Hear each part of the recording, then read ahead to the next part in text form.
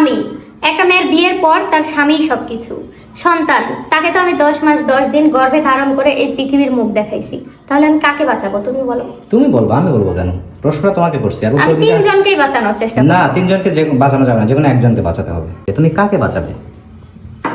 যদি একজনকেই বাঁচাতে হয় তাহলে আমি আমার স্বামীকে বাঁচাবো। স্বামীকে? হ্যাঁ। বাবাকেও না? না। সন্তানকেও না? না। শুধু স্বামীকে বাঁচাবা? স্বামীকে বাঁচাবো। আচ্ছা, কেন স্বামীকে বাঁচাবা? কারণ বিয়ের পর একটা মেয়ের জীবনে তার স্বামীই সব, তাই আমি স্বামীকে বাঁচাবো। আর স্বামী একমাত্র ব্যক্তি যে সারা জীবন আমার হাতটা শক্ত করে ধরে মৃত্যুর আগ পর্যন্ত আমার পাশে থাকবে, তাই আমি স্বামীকে বাঁচাবো। বাবাকে কেন না? বাবা তো সারা জীবন আমার পাশে থাকবে না। সন্তানকে? সন্তান তো আগে পর হবে। সে যখন বিয়ে করবে, তার যখন পরিবার হবে, সে কি আমার সাথে থাকবে? থাকবে না। একমাত্র স্বামী সেই ব্যক্তি যে মৃত্যুর আগ পর্যন্ত আমার সাথে থাকবে, তাই আমি আমার স্বামীকে কেন? বাঁচাবো। স্বামীও পর হয়ে যেতে পারে, স্বামী পরকীয়া করতে পারে। যে কেউই পর হতে পারে, তবে আমার স্বামীর প্রতি আমার বিশ্বাস আছে, আমার স্বামী এমন কিছু করবে না। মানে বিশ্বস্ত এবং চরিত্রবান স্বামী হলে তুমি তাকেই বাঁচাবে, তাই তো? হ্যাঁ, এবং আমার স্বামী বিশ্বস্ত এবং চরিত্রবান, তাই আমি আমার স্বামীকেই বাঁচাবো। তো আজকে কি রান্না করছো সেই বিশ্বস্ত স্বামীর জন্য? এই দেখো, দেখার জন্য প্রস্তুত? রেডি, 1 2 3 গো। ওরে বাবা, এত আস্ত মুরগি বসে আছে প্লেটের উপরে দেখতে পাচ্ছি। শুধু আস্ত মুরগি বসে নাই, ডিমও পারছে। ডিম? আরে বাবা, তাই তো দেখতে পাচ্ছি। ডিম, মুরগি, এত কিছু রান্না করছো তুমি? হ্যাঁ, কারণ আমার সব সেবা, আমার সব চিন্তা ভাবনা, মানে আমার সব কিছুর জুড়েই তুমি। তাই তোমাকে কিভাবে ভালো রাখা যায় আমি সবসময় সেটাই চিন্তা করি, আর সেই জন্যই আজকে তোমার পছন্দের খাবার রান্না করছি। আসলে তোমাকে প্রশ্নটা করাটাই ঠিক হয় না আমার। এরকম প্রশ্ন কখনো কাউকে করো না, কারণ বাবা, সন্তান, স্বামী সবাই মেয়েদের কাছে গুরুত্বপূর্ণ, ঠিক আছে? একটা মেয়ে যেমন তার সন্তানকে ছাড়তে পারে না, তেমন বাবা মাকেও ভুলতে পারে না, আবার ঠিক তেমনি ভাবে তার স্বামীকেও কখনো ছাড়তে পারে না। তাই এরকম প্রশ্ন আর করো না। ঠিক আছে। সম্মানিত দর্শক এবং শ্রোতাবৃন্দ, আমি যশোরী বাংলাদেশি সেবা পার্টির পক্ষ থেকে আপনাদের সকলকে জানাই সালাম। প্রবাসী এক বাবা নিজের আপন মেয়ের সাথে ঘটকালি করতে যেয়ে হেরে গেল। মেয়েটি ক্লাস 9-এ পড়ে। বাবা চেয়েছিলেন যে মেয়েটি ক্লাস 9-এই যখন পড়ে তখন তাকে সভ্য একটি ছেলের সাথে বিয়ে দিয়ে মেয়েটি তার পড়াশোনা চালিয়ে যাক। কিন্তু পরিতাপের বিষয় হলো মেয়েটির বাবা প্রবাসী। মেয়েটির বাবা এমন একটি ছেলেকে জয়েন করেছে তার নিজের মেয়ের জন্য, যে ছেলেটির বয়স মেয়েটির থেকে কিছু বেশি। সেই ছেলেটি এতটাই সভ্য যে তার মায়ের চিকিৎসার জন্য ছেলেটি বিবাহ করেনি। তার বিবাহ করার জন্য অপেক্ষা করতে হয়েছে তার মায়ের মৃত্যু অবধি। যদিও তার পূর্বে সেই ছেলেটির বাবা মৃত্যুবরণ করেছে। মায়ের মৃত্যুর পর যখন ছেলেটি বিবাহের জন্য পাত্রী দেখছিল, সেখানে এই প্রবাসীর ক্লাস 9-এ পড়া মেয়েটিকে পছন্দ করেছিল।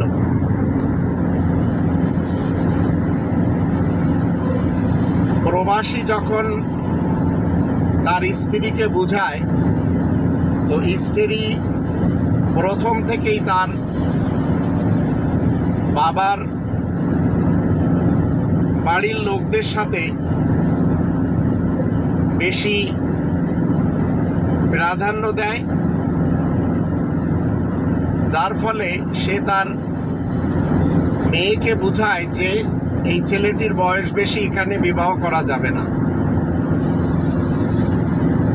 প্রবাসী তার মেয়ের জন্য সব দিক থেকে এই ছেলেটিকে পারফেক্ট পেয়েছিল, শুধু বয়স একটু বেশি। প্রবাসী যখন বিবাহ করে তো প্রবাসীর বয়স ছিল 35, প্রবাসীর স্ত্রীর বয়স ছিল 12 সাড়ে 12। কিন্তু ক্লাস 9-এ পড়া প্রবাসীর মেয়েটি এতটাই চালাক হয়ে গেছে যে সে তার বাবার সাথে বার্গেনিং শুরু করে দিল যে না, আমি এখন বিবাহ করব না, ম্যাট্রিক পাস করার পরে চিন্তা করব। তো এই ঘটকালিতে প্রবাসী আপন মেয়ের ব্যাপারে ঠকে গেল, হেরে গেল।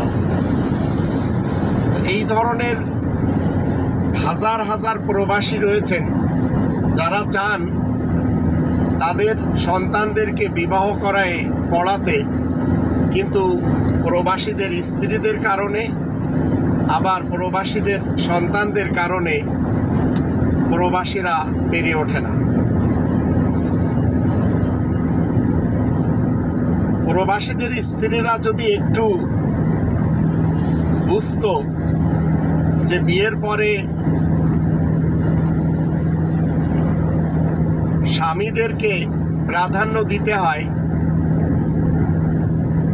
বাবা মার বাড়ি প্রাধান্য দিতে হয় না, এবং বাবার এবং আত্মীয় স্বজনদের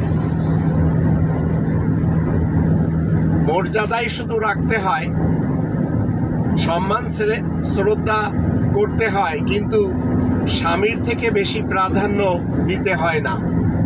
আর সন্তানদের ব্যাপারে ছেলে সন্তান হলে সে তো বিবাহ করে দেখা গেল আলাদা হয়ে যেতে পারে, আর মেয়ে কন্যা সন্তান বিবাহ দেওয়ার পর সে তার স্বামীর দিকে চলে যায়। তাই প্রত্যেকটা প্রবাসীদের স্ত্রীদের উচিত স্বামীদের স্মরণে থাকা, স্বামীদের আন্ডারে থেকে নিজেদের ব্যক্তিত্বকে প্রতিফলিত করে নেওয়া। কিন্তু এই ক্লাস 9-এর ছাত্রী তার প্রবাসী বাবার সাথে যেভাবে বার্গেনিং করেছে তাতে বোঝা যায় এই ধরনের মেয়েরা যারা প্রাইমারি থেকে হাই স্কুল গিয়েছে, হাই স্কুল থেকে আবার যখন কলেজে যাবে, আর বিয়ের বয়স পার হওয়ার পরে যখন এই ধরনের মেয়েরা, প্রবাসীদের মেয়েরা যারা স্কুলের পুরুষ টিচারদের কাছে পড়াশোনা করে, পুরুষ টিচাররা কোনোভাবেও এই সব বালেক মেয়েদের দিকে ভালো দৃষ্টিতে দেখে না।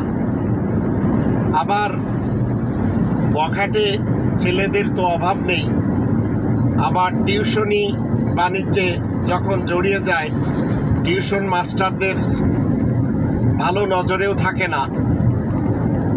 কারণ একটি মেয়ে যখন ক্লাস 9-10-এ পড়ে তখন অলরেডি সে পরিপূরক হয়ে যায়, ভরা যৌবনে এসে যায়। যদিও বালেগ হওয়ার পরে বিয়ে দিয়ে তাদেরকে পড়াশোনার কাজকে চালিয়ে নেওয়া অনেক প্রবাসীদের ইচ্ছায় রয়েছে, পারে না দেশের পরিস্থিতির কারণে। এমতাবস্থায় এই প্রবাসী তার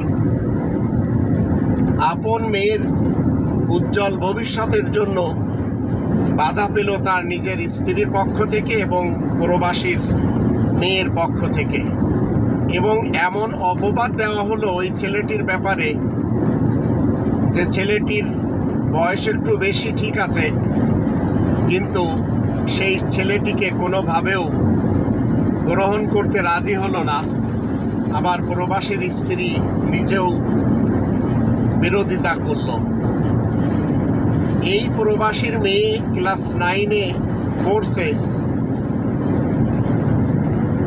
যখন বাবা চাইলো যে তাকে বিবাহ দেওয়ার পর পড়াশোনা চালিয়ে নেবে, তো যখন এই মেয়ে তার বাবার সাথে বার্গেনিং করলো আর বাবা আপন মেয়ের ঘটকালিতে ফেল হয়ে গেল, তো এই ধরনের প্রবাসীর মেয়ে বা মেয়েদের জানতে হবে যে তাদের ভবিষ্যৎ কোনোভাবেও হয়তো উজ্জ্বল হবে না, কারণ এই বাবা আর কখনো নিজের আপন মেয়ের জন্য ভালো কোনো ছেলে খুঁজতে যাবে না।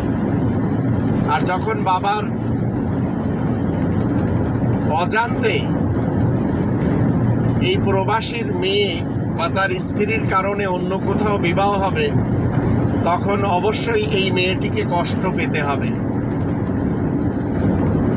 তো আমরা যারা সন্তানদের পিতা রয়েছি, ছেলে হোক কিংবা মেয়ে, আমাদের উচিত